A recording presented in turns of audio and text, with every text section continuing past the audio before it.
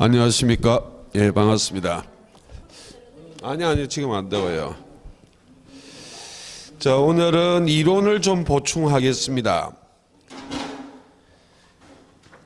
자, 요약집 계약법 저 뒤에 35페이지 테마 16번을 보십시오. 매도인의 담보 책임을 확인해 보겠습니다. 이게 좀 까다롭기 때문에 다시 한번 이론 자체를 한번 정립해야만 문제 풀 때 제 설명을 이해를 할 수 있습니다.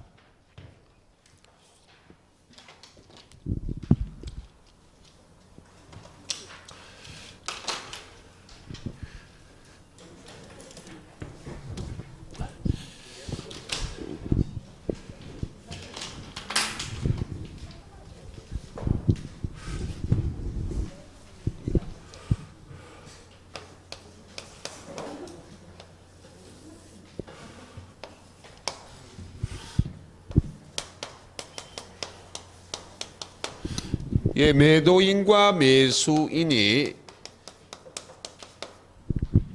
매매 계약할 때 이 매매의 목적은 물건을 매매할 수도 있고 권리를 매매할 수도 있습니다. 그런데 임대차는 물건을 임대차하지 권리를 임대차할 수는 없습니다. 근데 매매의 목적인 물건이나 이 권리에 하자가 있을 수 있어요.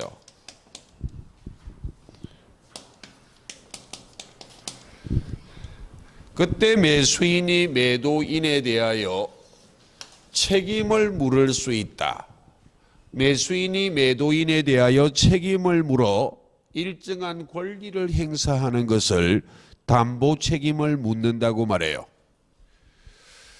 근데 참고로 물건의 하자는 하자 담보 책임, 권리의 하자는 그냥 담보 책임이란 용어를 쓰는데 그건 구별할 실익은 별로 없습니다. 왜? 대법관들이 그 용어를 혼용해서 써버리기 때문에. 물건의 하자는 하자 담보 책임, 권리 하자는 담보 책임, 이렇게 정확하게 구별할 필요는 없어요. 그럼 물건의 하자의 경우, 권리의 하자의 경우 매수인이 매도인에 대하여 담보 책임을 물어 일정한 권리를 행사하는 것이 대표적으로 네 가지가 있어요.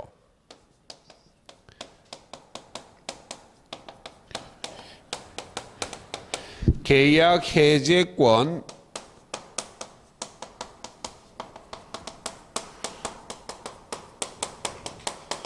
손해배상 청구권, 대금감액 청구권,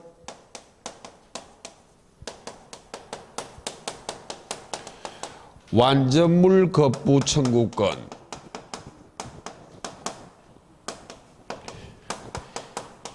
이 네 가지 권리를 매수인이 매도인에 대하여 사안에 따라 일부 권리를 행사한다는 이야기입니다. 그 중에 계약 해제권 손해배상 청구권은 물건의 하자든 권리의 하자든 모두 행사할 수 있습니다. 그런데 대금 감액 청구권이라는 권리는 권리의 하자에만, 완전물 거부 청구권이라는 권리는 물건의 하자의 경우에만 행사하는 권리다를 기억하시고, 대금을 감액, 깎아달라 청구한다는 말은 권리 하자 중에 일부의 문제가 생겼다는 걸 알 수 있습니까?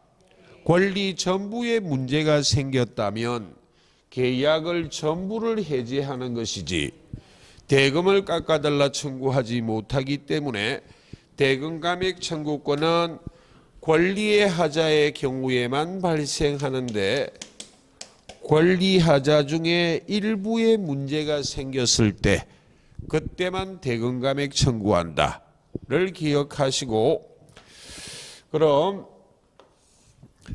시험은 이 권리의 하자에서 출제하는 게 일반적이에요. 간혹 물건의 하자를 묻기도 하기 때문에 물건의 하자를 가볍게 정리하도록 하겠습니다. 먼저 580조예요.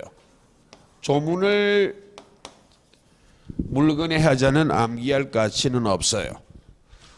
580조는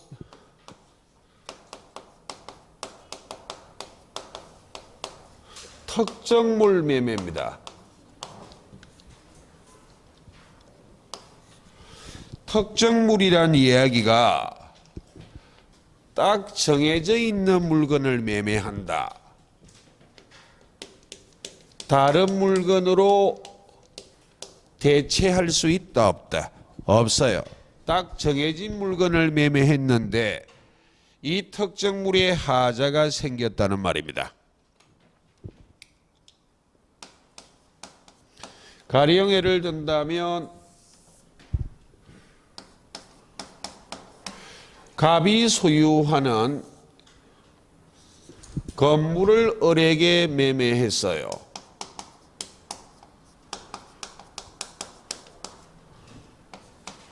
갑이 매도인, 을이 매수인. 근데 이 건물이 대체가 불가능한 특정물이에요. 신축한 건물이 아니라면 거의 대체 불가능합니다. 가령 이 건물하고 옆에 건물은 대체가 가능합니까? 그런 얘기예요. 근데 이 물건에 하자가 있다고. 그럼 이 물건을 팔러 나온 자는 매도인이기 때문에 매수인이 매도인에 대하여 책임을 묻는다는 이야기예요.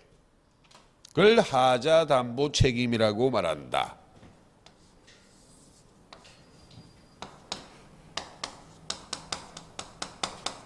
하자 담보 책임을 묻는다는 말이 일정한 권리를 행사한다는 말인데,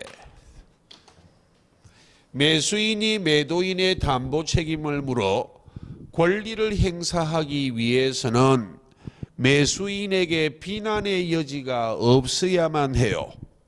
비난의 여지가 없어야 된다는 말은 이 건물의 하자를 알고 매매했다면 책임을 묻는 게 이상하지. 몰라야 되는데 주의할 부분은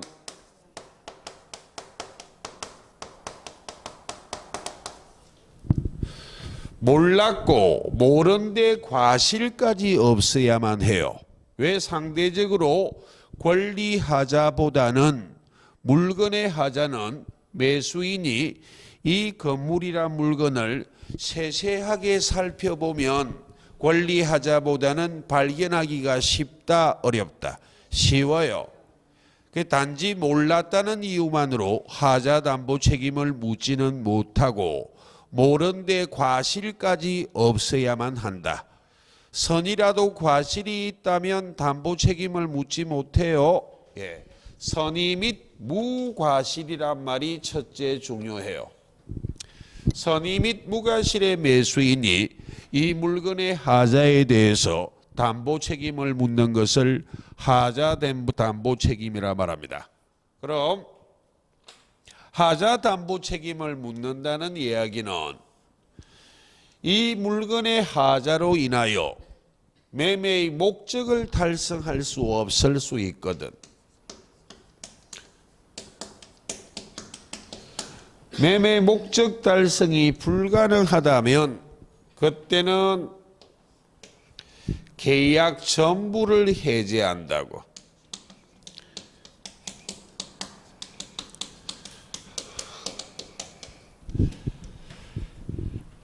그리고 기타의 경우는, 기타란 이야기는 대표적으로 목적 달성이 가능하다는 말입니다. 기타의 경우는 무엇만 청구할 수 있다? 손해배상 청구권만.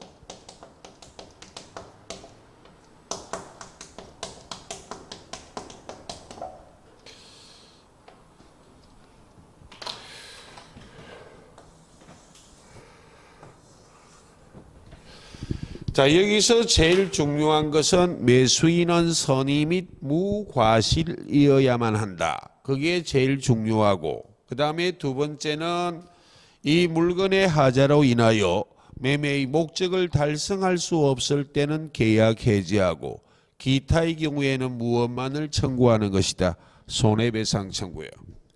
라는 걸 이해하시고, 그 다음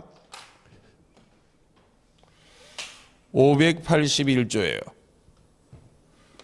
물건의 하자는 조문으로 시험 문제화 하지는 않기 때문에 정확하게 기억할 가치는 없어요. 종유물 매매라고 되어 있다고요.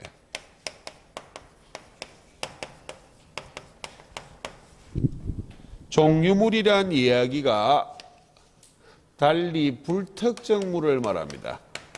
특정되지 않는 물건.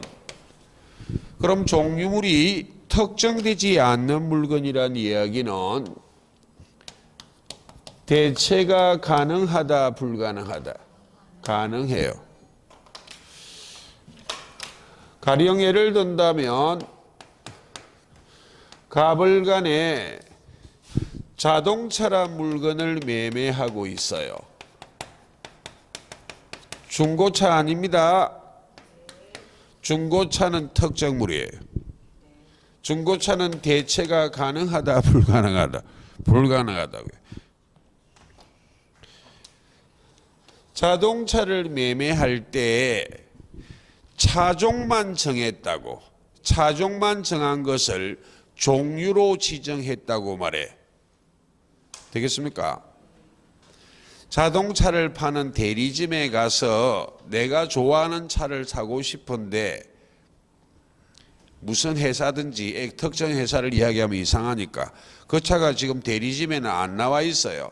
안 나와 있지만 사겠다면 금방 본사로부터 공수해 올 수 있잖아요. 되겠죠? 예. 며칠 있다가 한 5대 들어올 예정이래요. 오늘 계약은 했다고. 그 중에 그래도 마음이 드는 차가 있고 없을 차가 있을 수 있잖아. 차가 있고 되면 거기 가서 하나 찍기로 했다고. 되겠죠? 예, 자동차를 매매했습니다. 그런데 이 자동차에 하자가 생겼어요.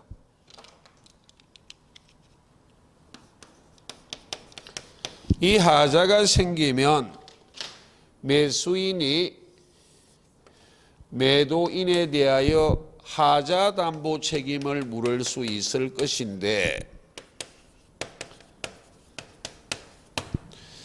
물건의 하자는 권리의 하자보다는 상대적으로 발견하기 쉽기 때문에 매수인은 무엇이어야만 한다? 선의 및 무과실. 계속 적지는 않겠습니다. 똑같은 것. 그리고 만약 이 물건의 하자로 인하여 매매의 목적을 달성할 수 없다면 계약 해지하고 기타의 경우에는 무엇을 청구할 수 있다? 손해배상 청구권. 안 되겠다. 졌자.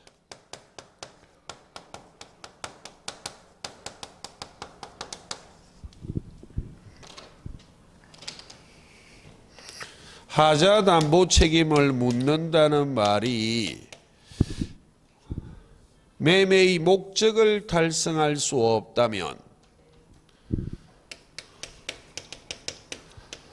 계약 해지하고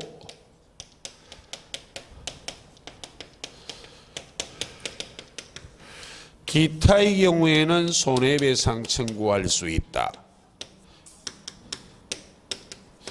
여기까지는 논리가 똑같잖아요. 그러니까 계속하는 이유는 하나를 도출해내기 위해서. 특정 물건이 딱 정해져 있기 때문에 대체가 불가능하고 종류로 지정된 물건은 불특정물이에요. 종류로 지정했다가 차후에 특정해도 되거든. 그 물건의 하자가 생겼을 때 반드시 계약 해지하고 손해배상 청구해야만 하는 것이 아니라 계약 해지하고 손해배상 청구하는 데 가름하여 하자 없는 물건을 거부해 주세요 라는 완전물 거부 청구할 수 있다 없다? 있다고요. 이 권리 때문에 특정물과 종류물을 구별할 가치가 있을 뿐 이걸 제외하고는 특정물, 종류물을 구별할 실익은 없어 똑같기 때문에 완전물 거부 청구권은 종류물을 매매한 경우 불특정물을 매매한 경우에만 행사하지 특정물을 매매한 경우는 행사할 수 있다 없다? 없어요. 자, 그럼 보셨으면 죄송하지만 좀 찍으세요. 좀 지워야 돼요. 왜냐하면 권리하자를 한 판에 보여드려야 되기 때문에 하다 토막 나버립니다.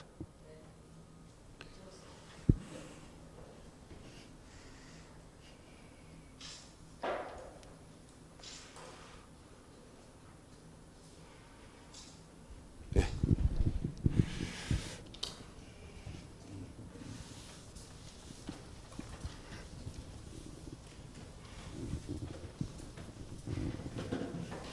자, 권리의 하자가 시험에 중요하다 그랬습니다. 자, 지금부터 권리 하자를 확인하도록 하겠습니다.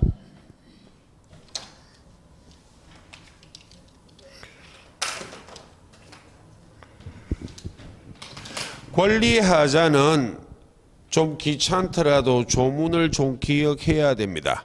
조문을 직접 언급하기도 하기 때문에. 자, 먼저 570조의 매도인의 담보 책임입니다. 전부 타인 권리의 매매입니다. 그럼 먼저 전부란 용어가 등장했기 때문에 권리하자의 매수인이 매도인에 대하여 담보 책임을 물어 권리 행사하는 것이 계약 해제권, 손해배상 청구권, 대금감액 청구권인데 대금감액 청구가 와서는 안 되잖아요. 일부가 아니라 전부기 때문에. 자, 대표적인 예를 든다면 이런 사례가 되겠습니다. 자, A가 소유하는 부동산을 갑이 매매하고 있어요.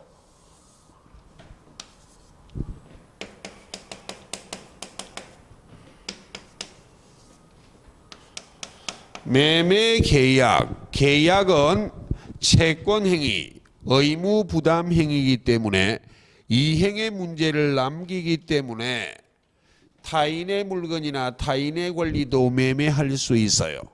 왜? 이행기 도래할 때까지 매도인이 A로부터 소유권을 이전받아 매수인에게 소유권을 이전해주면 아무 문제가 없어 타인의 물건이나 타인의 권리도 매매할 수 있습니다. 근데 문제는 이행기 도래할 때까지 매도인이 소유권을 이전받지 못하여 소유권을 이전할 수 없을 때 매수인이 매도인에 대하여 책임을 묻는 것을 담보 책임이라 말해요. 그런데 이 매수인이 매도인의 담보 책임을 물을 때 매수인이 선이라면 이와 같은 사실을 모르고 매매했다면 담보 책임을 묻는 것은 너무 당연해요. 근데 권리의 하자는 매수인이 이와 같은 사실을 알고도 매매했는데도 담보 책임을 묻는 경우가 있거든. 그게 시험에 중요하다고. 그걸 지금부터 정리하고 이 내용이 시험에 정답이 되는 요소이기 때문에 혹 부담스럽고 잘 와닿지 않는 분이라면 지금부터 하는 이 표라도 기억하면 특별한 문제 외에는 답을 거의 찾을 수 있어요. 되게 어렵게 만들지 않는 한. 그럼 꼭 기억해야 되는 것을 다시 정리를 합니다.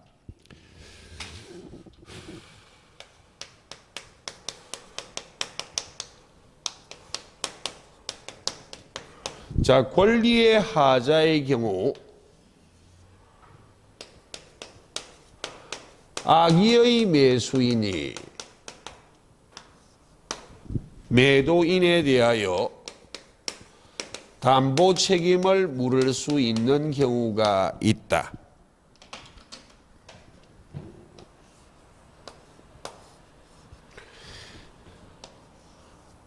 이게 제일 중요하다. 예, 법 조문은 셋이고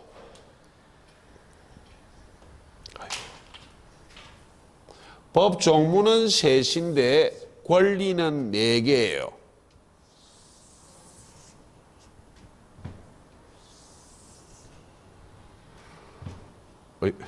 맞나?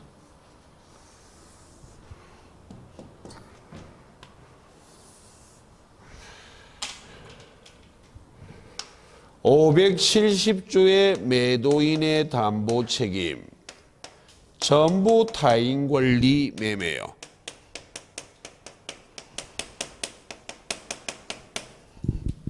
지금 악의를 전제한 논리입니다. 악의의 매수인도 계약을 해제할 수 있어요. 572조의 담보 책임 일부 타인 권리의 매매.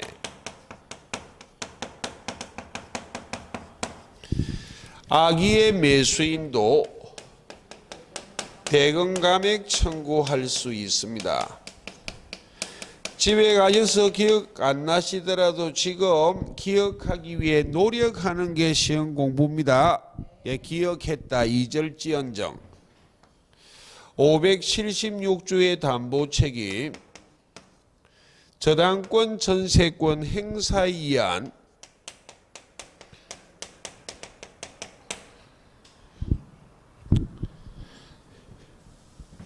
이렇게 됩니다.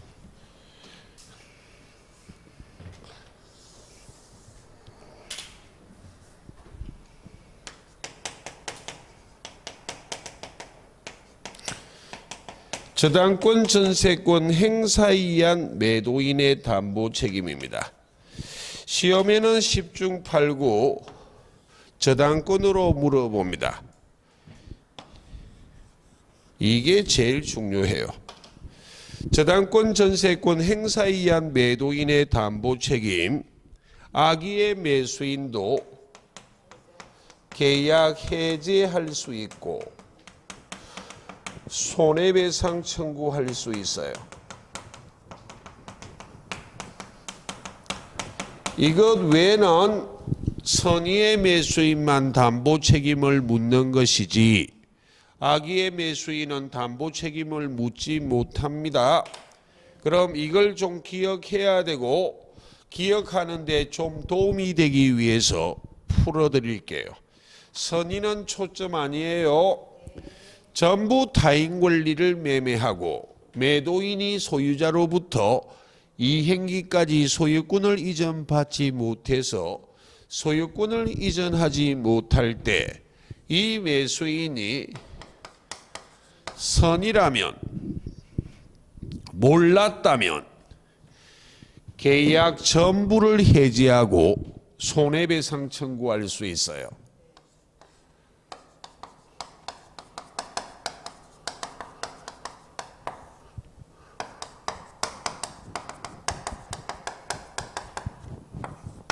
그런데 이 매수인이 알고 매매해도 알았다는 이유만으로 타인의 권리도 매매할 수 있는데 무작정 비난할 수는 없거든.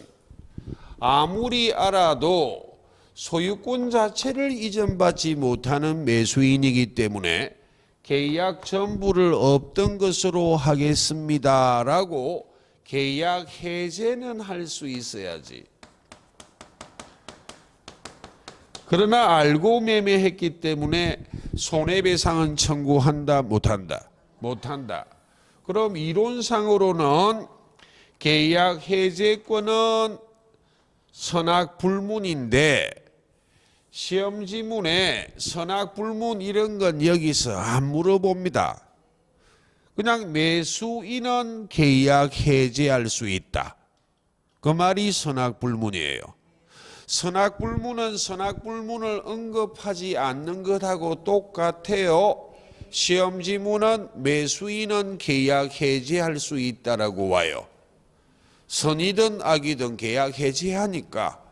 그런데 손해배상 청구만큼은 매수인을 악이라고 딱 적시해야만 해. 매수인은 손해배상 청구할 수 있다. 틀린 지문입니다. 선이란 것을 적시해야만 해. 기억하실 것은 악의의 매수인도 계약 해지할 수 있다는 것을 꼭 기억하시고, 다음 572조의 담보 책임이요.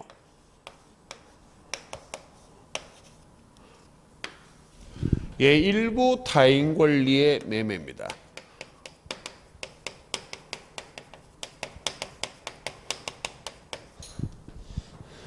자, 이제는 일부가 등장했기 때문에 대금감액 청구권이라는 권리가 등장합니다. 대표적인 예를 든다면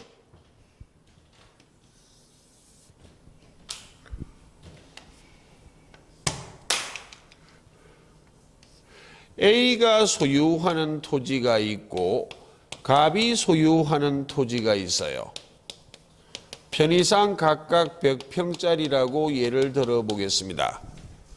근데 갑을 간에 이 토지를 매매할 때 200평을 매매했다고.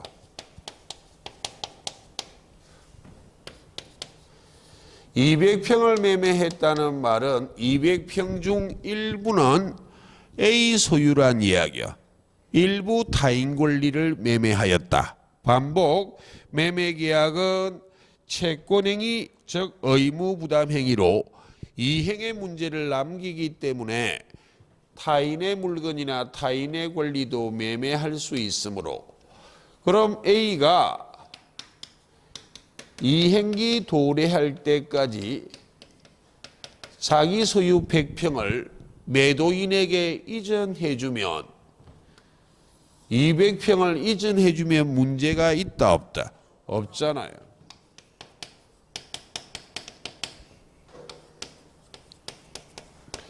그런데 문제는 이행기 도래할 때까지 소유권을 이전받지 못했다면 200평을 이전해 줄 방법은 있다 없다?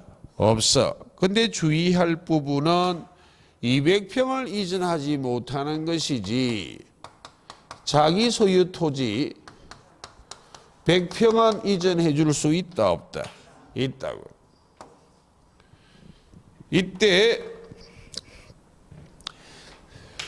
선의는 논점 아니에요. 선의의 매수인은 잔존 부분만이라면 매수하지 않았을 것이다. 매수했을 것이다. 나눌 수 있잖아요. 100평만이라면 매수했을 수도 있고 안 했을 수도 있잖아. 그 말을 달리 잔존 부분만이라면 매매의 목적을 달성할 수 있을 수도 있고 없을 수도 있다. 같은 표현이에요. 이 선의의 매수인은 잔존 부분만이라면 매매의 목적을 달성할 수 없다. 또는 매수하지 않았을 것이다. 이런 말들이 같은 표현이에요. 그때는 계약을 전부를 해지하고 손해가 생기면 무엇을 청구할 수 있다? 손해배상 청구요. 그런데 잔존 부분만이라도 매수했을 것이다. 매매의 목적을 달성할 수 있다면 이때는 대금감액 청구하고 손해가 생기면 손해배상 청구하는 것이다. 그럼 결국 일부 타인 권리 매매 선의의 매수인은 권리 하자의 경우에 행사할 수 있는 세 가지 권리, 계약 해제권, 손해배상 청구권, 대금감액 청구권을 모두 행사할 수는 있지만 권리의 성질상 계약을 전부 해제하는 것하고 대금감액 청구하는 권리는 함께 행사하는 권리다 아니다. 아니에요. 셋은 다 행사는 가능하지만 그럼 매수인이 악이라면 악의의 매수인이라 할지라도 매매 대금을 결정할 때 200평에 맞추어 매매 대금을 결정했는데 100평밖에 이전받지 못한다면 알았다는 이유만으로 200평의 매매 대금을 지급하는 건 말이 안 되지. 100평 값은 깎아달라 청구할 수 있다 없다? 있다 그 말이에요. 그럼 반복되는 시험 지문이요. 일부 타인 권리 매매에서 대금감액 청구는 선악불문이니까 선악불문 촌스럽게 그런 표현 안 씁니다.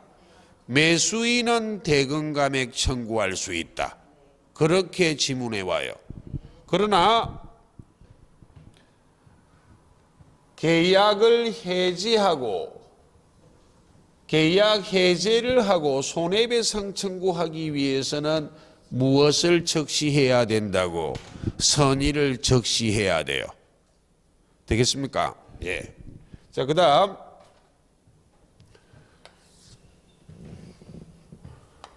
지금 악의부터 보여드리고 있어요. 제일 중요한 것은 권리하자 중에 576조가 제일 중요해요. 출제 가능성도 제일 높아. 왜? 관계된 판례들도 몇 개가 있기 때문에. 576조 다른 이러면 이거 하나라도 좀 기억해야 됩니다.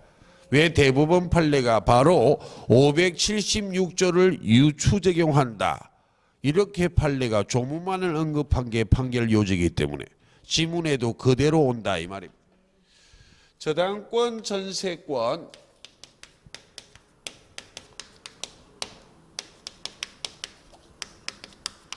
행사에 의한 매도인의 담보 책임이요. 행사가 됐다는 말은 실행, 즉 경매가 됐다는 말이에요.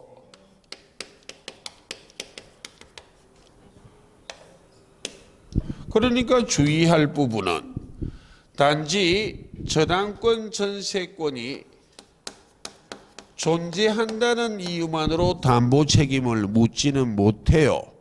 경매가 돼야 담보 책임을 묻는 거라고. 그럼 이런 구조입니다. 갑을 간의 채권 채무 관계가 있어요.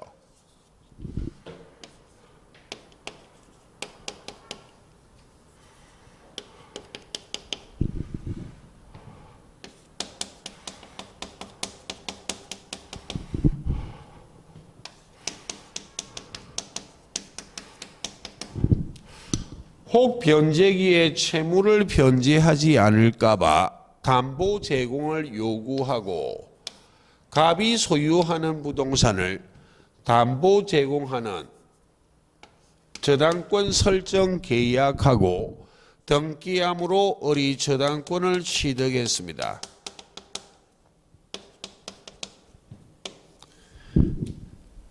이 상태에서 갑과 을이 매매하고 있습니다.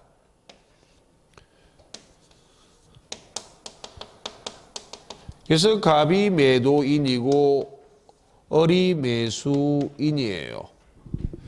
그럼 만약 이 부동산이 시가가 3억짜리라면 갑을 간에 매매할 때 3 빼기 1 해서 매매할 수도 있고 그냥 3억으로 매매할 수도 있다 없다? 있잖아요. 그럼 2억에 매매할 수도 있고 3억에 매매할 수도 있는데 2억에 매매한 것은 채무를 인수했다 안 했다? 인수했잖아요. 이건 채무를 인수한 것이고 3억에 매매한 것은 채무를 인수했다 안 했다? 안 했다고.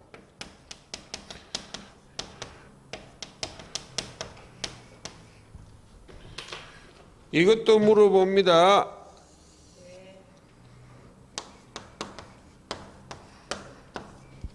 채무를 인수하지 않는 경우에만 적용하지 채무를 인수한 경우는 적용하지 않습니다. 채무를 인수하지 않았기 때문에 변제기 도리하면 채무는 채무자가 변제해야 됩니다. 그럼 채무자가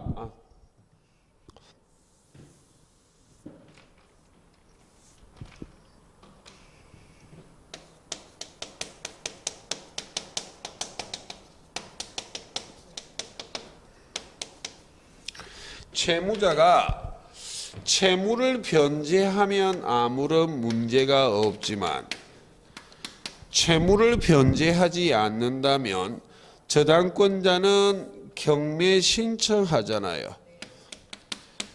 저당권 실행, 저당권 행사, 경매 신청 같은 말이에요. 그래서 만약 B가 낙찰을 받았다면 낙찰 대금을 완납한 때 낙찰자가 이 부동산의 소유권을 취득하기 때문에 매수인이 이미 취득한 소유권을 상실하거나 소유권을 취득하지 못하는 문제가 생겨요. 그럼 이 매수인이 이미 취득한 소유권을 상실하거나 소유권을 취득하지 못하는 문제가 누구 때문에 발생했다고? 채무자인 매도인 때문에. 채무자인 매도인 때문에 발생했기 때문에 이 매수인은 선의 악의를 따지지 않고 선악을 불문하고 계약 해지하고 손해배상 청구할 수 있다고. 매수인이 소유권을 상실하거나 소유권을 취득할 수 없게 된 것이 전적으로 누구 잘못이기 때문에? 매도인 잘못이기 때문에. 선의 악의를 따지지 않고 계약 해지하고 손해배상 청구하기 때문에 매수인은 계약 해지하고 손해배상 청구할 수 있다 라는 걸 첫째 기억하시고, 그럼 여기에는 다른 게 또 있어요. 칠판을 잘 보시고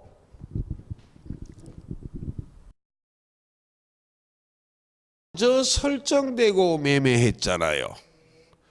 그럼 매매할 때는 저당 부동산이었잖아. 저당 부동산의 소유권, 지상권, 전세권을 취득한 제3자를 저당권에서 제3취득자라 배웠잖아요. 그럼 제3취득자의 변제권 했잖아. 변제권. 채무자가 채무를 변제하지 않고 경매가 되면 권리를 상실하기 때문에 제3취득자가 채무자인 갑을 대위하여 변제하는 권리가 있다 없다? 있어. 그걸 여기서는 이렇게 표현합니다. 매수인이 자기 재산을 출제하여 소유권을 보존하였다.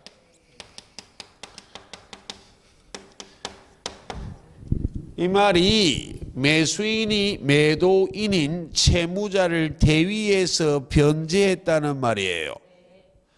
매수인이 자기 재산을 출제하여 소유권을 보존했다는 말이 대신 변제했으니까 담보물건의 부종성에 따라 저당권이 소멸됐기 때문에 이제는 경매할 수 있다 없다. 이 말을 매도인의 담보 책임에서는 매수인이 자기 재산을 출지하여 소유권을 보존했다고 표현하는데, 이게 제3취득자의 지위에서는 제3취득자의 변제권을 말해요. 그럼 채무자를 대신하여 변제했으니까 채무자인 매도인에게 구상권 행사할 수 있다 그랬잖아요.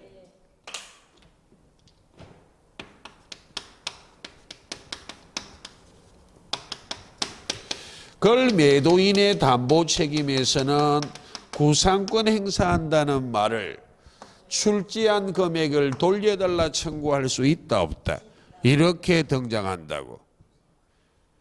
그러니까 만약 경매가 되고 낙찰자가 소유권을 취득했다면 매수인은 선악불문하고 매매계약 해지하고 손해배상 청구하는 것이고, 그런데 매수인이 자기 재산을 출지하여 소유권 보존했다는 말은 경매는 안 됐어요. 구상권을 행사한다는 말이 출지액 상한 청구권인데, 576조의 담보 책임은 매수인이 계약 해지하고 손해배상 청구하는 데 가름하여 출지액 상한 청구할 수 있다 없다? 있다고. 이해하셨습니까? 그럼 이것만 끝나면 중요하다 안 하지. 관계된 판례도 있어요. 지금부터 관계된 판례를 보여드릴게요. 판례가 가등기도 있고 가압류도 있는데 논리는 똑같아요. 시험에는 주로 가등기를 물어봐요. 만약 갑이 소유하는 부동산의 을명의로 소유권 이전 청구권 보전을 위한 가등기가 선행되어 있어요. 이 상태에서 갑을이 매매하고 있어요. 그럼 부동산 물건을 거래할 때 매수인 을은 등기부를 조사하는 게 일반적이잖아. 그럼 등기부 조사하고 매도인한테 물어보잖아. 이거 뭐냐고. 가등기요. 그래서 매도인이 말합니다. 그 별거 없고 내가 말소시켜 드릴게요. 이렇게 약속을 했다고.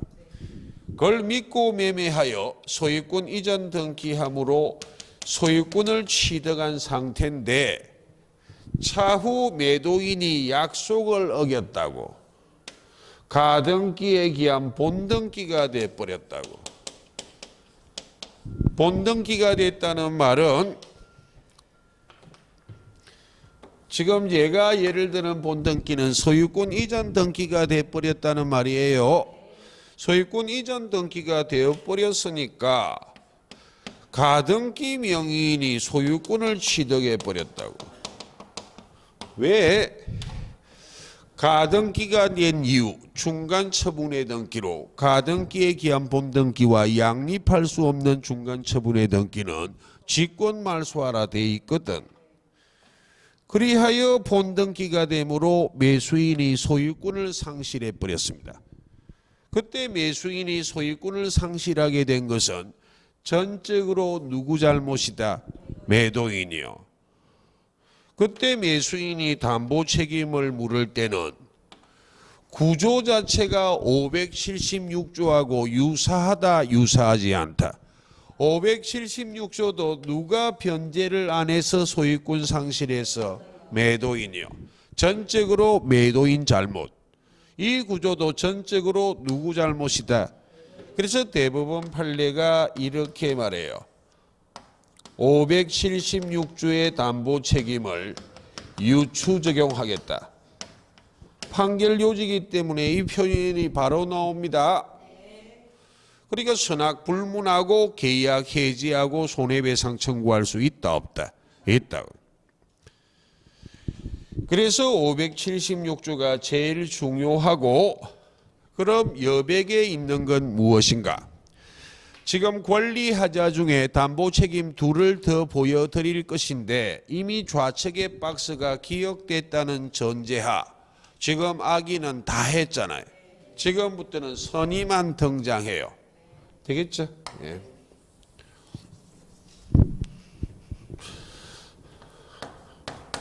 (574조의) 매도인의 담보 책임입니다.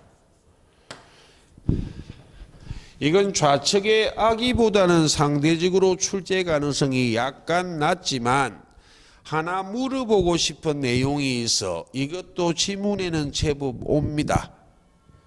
수량 부족,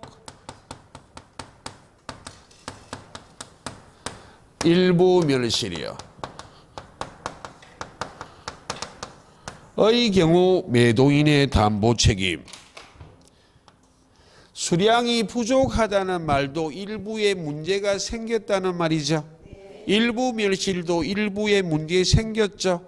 그럼 일부가 등장했으니까 대금 감액 청구권이라는 권리가 등장한다고. 그럼 시험은 주로 수량 부족으로 물어봅니다. 왜 수량 부족으로 물어보는가 하면 수량 지정 매매가 있거든. 이것 때문에 시험에 물어본다고. 그럼 수량 지정 매매란 개념 자체를 가볍게 설명드리면 토지를 매매할 때 매매 대금 결정해야 되잖아요. 매매 대금을 결정함에 있어 면적이 가장 중요한 결정 요소가 된 매매를 무엇이라 말한다? 수량 지정 매매요. 그럼 수량 지정 매매 해보자고요. 가령 예를 든다면 갑이 소유하는 토지가 있어요. 100평짜리입니다. 그리고 을과 매매했어요.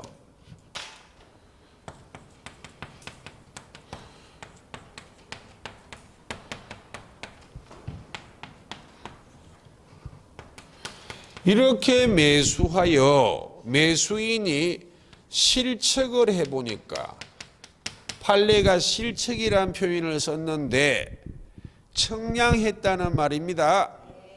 실측을 해보니까 70평밖에 안 돼요. 그럼 결국 30평이 부족하다는 말이잖아요. 근데 매매 대금을 결정할 때 이렇게 결정했거든. 평당 100만 원이라고.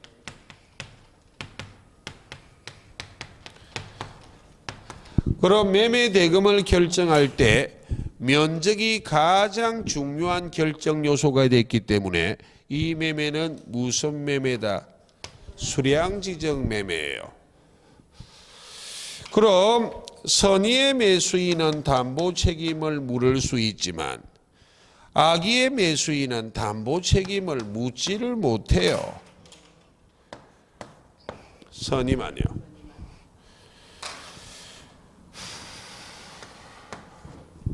논리는 이거하고 똑같은데 그럼 70평만이라면 매매의 목적을 달성하지 못한다 라는 말하고 잔존 부분만이라면 매수하지 않았을 것이다. 같은 말이에요. 그때는 계약 전부를 해지하고 손해가 생기면 무엇을 청구할 수 있고 손해배상 청구요.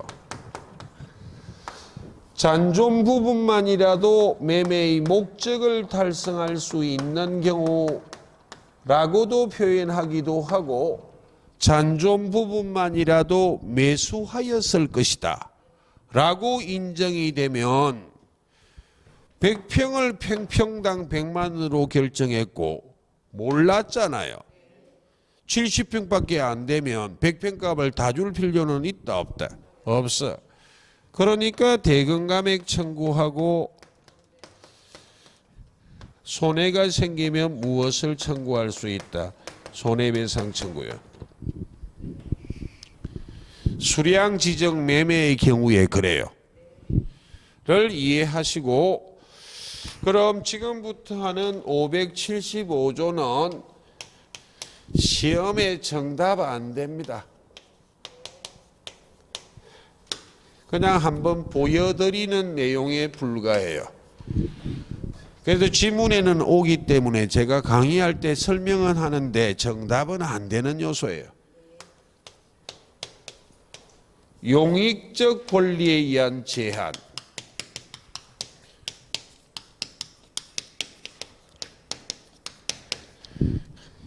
대표적인 권리가 용익적 권리지 용익권에만 국한되는 건 아닙니다.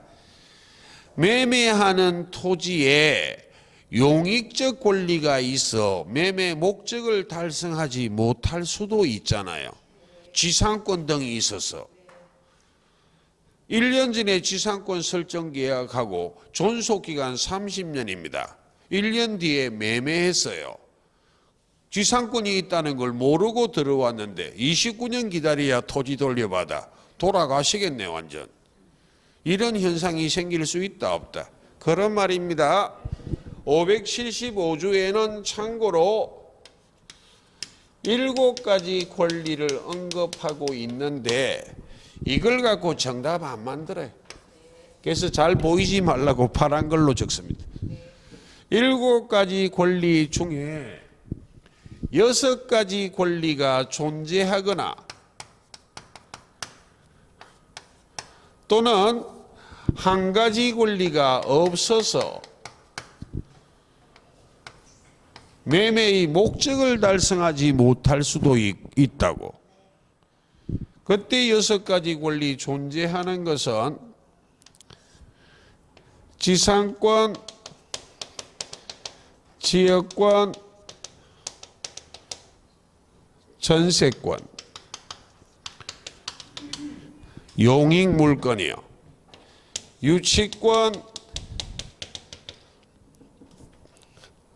질권, 기억하는 데 도움되라고 지금 설명하고 있어요. 저당권, 꼭 암기하라는 취지도 아니에요.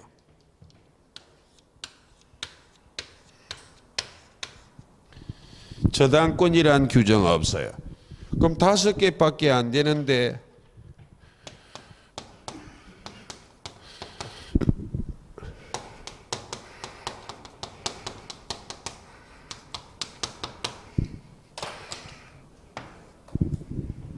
그래서 6개입니다.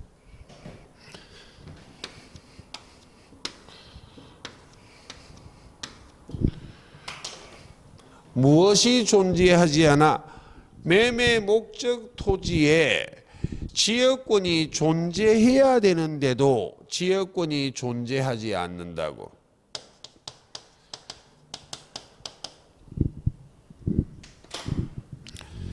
지역권이 토지가 토지에 대하여 편익을 받는 토지잖아. 그럼 만약 매매 목적물이 요역지라면 지역권이 있어야 토지가 편익을 받을 거잖아요.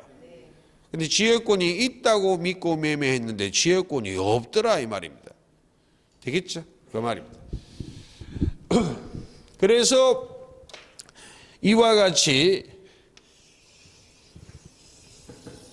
매매 목적 토지가 6가지 권리가 존재하여 매매의 목적을 달성할 수 없다면 계약 해지하고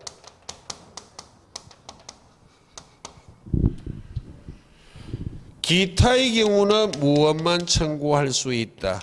손해배상 청구.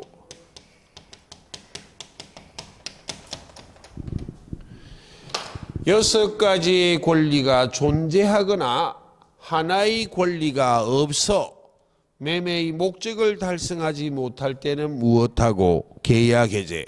기타의 경우는 무엇만 청구할 수 있다? 손해배상 청구. 누구만?